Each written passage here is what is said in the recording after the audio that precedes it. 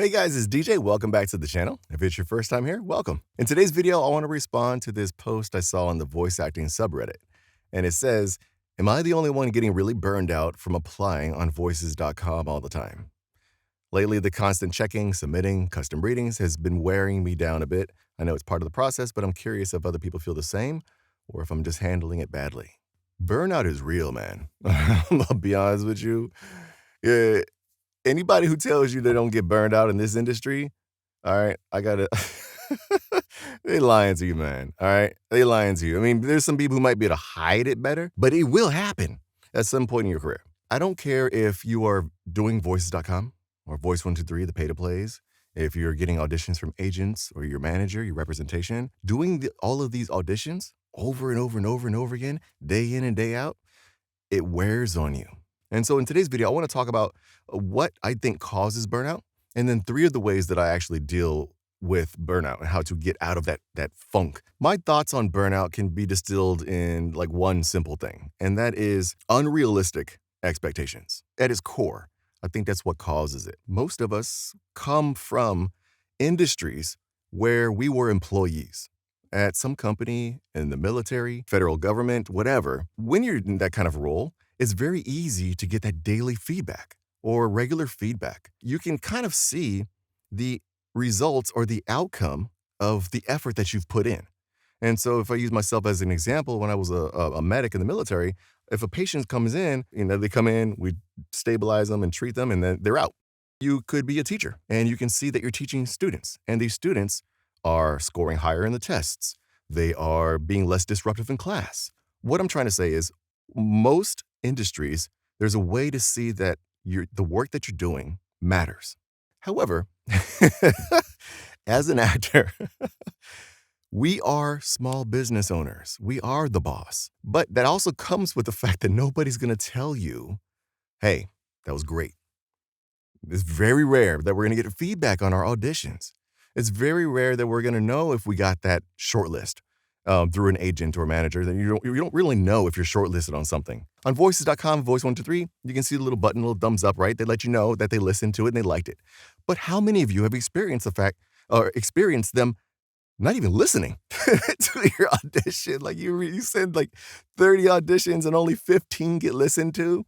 That's demoralizing. It's a feeling of neglect of I'm not good enough to be listened to. That can ruin you, okay? It can ruin you faster than anything else. So now that I've given you my definition of what I think causes this burnout, let me share 3 things with you that I know have helped me kind of get out of these burnout phases. So first, and this may sound cliche, but you have to have a short memory. One of the reasons why we add burnout, it kind of stacks up on top of each other, is because when we submit, we are always looking for the shortlist. And this is kind of like one of those double-edged swords with the pay-to-plays, is we are able to know if we've been listened to or not, if we've been shortlisted or not. Submit the audition, check the audition. Submit the audition, check the audition. You do that 25 times, you can't help but feel burned out, especially if half of, or most of them don't get listened to. And then if you don't get any shortlist, you see where this is going, right? To be honest with you, when I submit auditions these days, I don't check the shortlist but once a day. At the end of the day, I check, and that's it. I don't keep checking and clicking. I used to do that. I used to go, especially on voices.com, I used to refresh. But after 25 refreshes, nothing, no listens. And suddenly the listen, oh, fuck, they listened. Refresh. No shortlist. That takes the wind out of your sails, man. Okay? So you have to learn how to submit and forget. Submit and forget.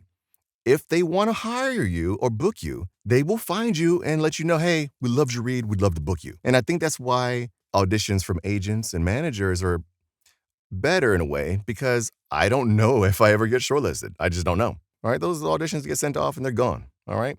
And the thing is, you never know when you're going to be contacted for a booking. It could be the next day. Oh, DJ, the client wants to book you. What's your availability like tomorrow? Or it could be literally months later. Hey, this job got pushed back. The budget got put on pause, but they're ready to move forward. They want to move forward with you, DJ. What's your availability like? Shit, what was that? Oh, that was 5 months ago. Oh, shit. That happens. The second way I try to fight burnout is to not try to do every fucking audition. Man, look, I know people who constantly refresh voices.com, knocking out every damn audition. They don't care if it's a $100 budget, $10,000. They don't give a damn. They do them all. And I'm just like, how? And why? Like, that's incredible. Incredible determination there. You don't have to do every single audition. However, in this career, if you're trying to make this a full-time thing, there is a pipeline in a way where the work you do today does not net results immediately. It could be a week later, it could be months later. And I just kind of alluded to this in the first point. But that pipeline, it's 1 to 3 months long, I think, on average for me, which means all of the auditions I do today, I won't know most of them until a month later at least. What that means is, if there's any interruption in that pipeline, I'm going to hit a slump a month or 3 months after that. And this is, common in like sales and stuff. You gotta have that sales pipeline, always prospecting, always finding new potential clients and stuff. But in voice acting, it exists as well. We have to constantly be doing auditions. But the side effect of that is we get burned out. Like, I gotta constantly be shoveling into this pipeline to get these potential jobs later, these potential bookings. We have to be comfortable giving ourselves permission to know when to take a step back. If you don't, you're going to see your read quality go down. You're going to lose connection because you feel like you have to do it, as opposed to, I want to do this. I know that some of you are not as far along in your career as I am, and so you're just trying to get all the opportunities you can. Maybe you don't even get 10 auditions a day. Maybe you only get 3 auditions a day. So those 3, you're going to do them. I get it. But if you're doing enough auditions to where you're starting to feel like, man, this is too much, just scale back. Instead of doing all of the voices.com auditions, just say, I'm going to do all the auditions that are above this budget. Or I'm going to do every single audition my agent sends me, but I'm not going to do any pay-to-play today. Set limitations for yourself that allow you to, get out the booth, man, and refresh yourself, because you need that external exposure to stuff to refresh your reads, which brings me into the third way that I get out of burnout. And that is to surround myself with people that can boost me up and kind of take my mind off of voice acting for a while, and also being out in nature. Many voice actors have their voice actor circle, read groups or, accountability groups, whatever you want to call them. And that's great. I'm not part of any of them. I've never been a part of them. And if you have them, I'm not knocking you. Do you. I get it. Get your group, man. Get your circle of people, your tribe, as they call it, and roll with them. But I found I get better results when I go visit people outside of voice acting. And of course, I'm going to name my wife first off, and my daughter, because one, my wife is not even close to voice acting. I'm speaking Korean with her all day long. We're talking about all kind of stuff related to Korea and everything else. We're just talking about stuff not related to voiceover. My daughter, on the other hand, what's refreshing about her is kids are just so in tune with their imagination. I can get novel ideas from her. I've literally asked her about scripts, and she's like, well, what about this? And I'm like, wow, okay, shit. How old are you again? Like, she's giving me good insights. The second part of that is being out in nature. I've been in Korea for, 11 years now? One thing about Korea that they do really, really well is they are so connected with nature. I know, based on media and stuff, it seems like, everybody's like in these tall skyscraper apartments and stuff.